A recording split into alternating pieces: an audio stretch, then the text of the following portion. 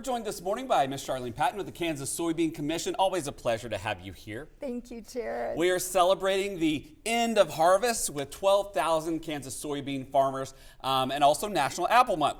So we are making a creamy apple vinaigrette because as we're progressing throughout the day, earlier this morning, now, and then at midday, we're going to put it all together, right? Yes, we are.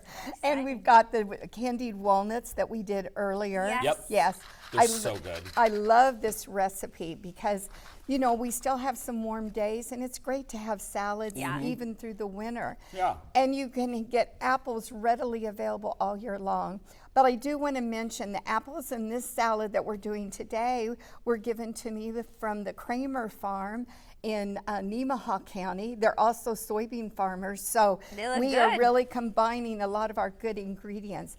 I have spinach here, and then you are going to put on apples. And these are green apples, so we left the skin on them. And like I said, these are apples from Nemaha County. So go to your local orchard, go to the grocery store, but it's great to support our local orchards too. And I'm going to add the goat cheese, and it's just crumbled.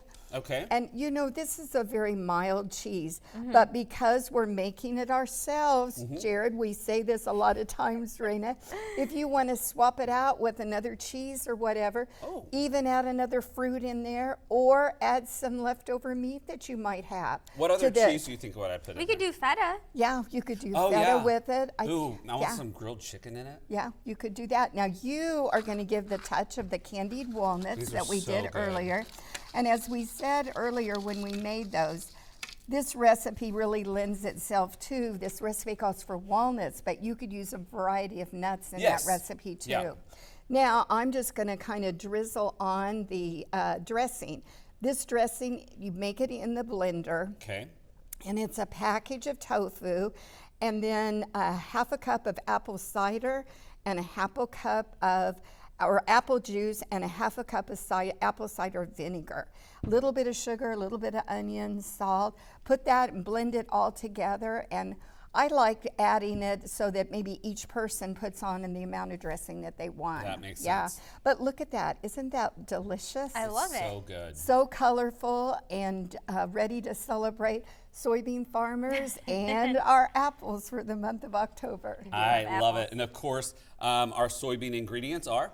The soybean ingredients are the tofu that we talked about in the dressing. And in the dressing, we also have vegetable oil.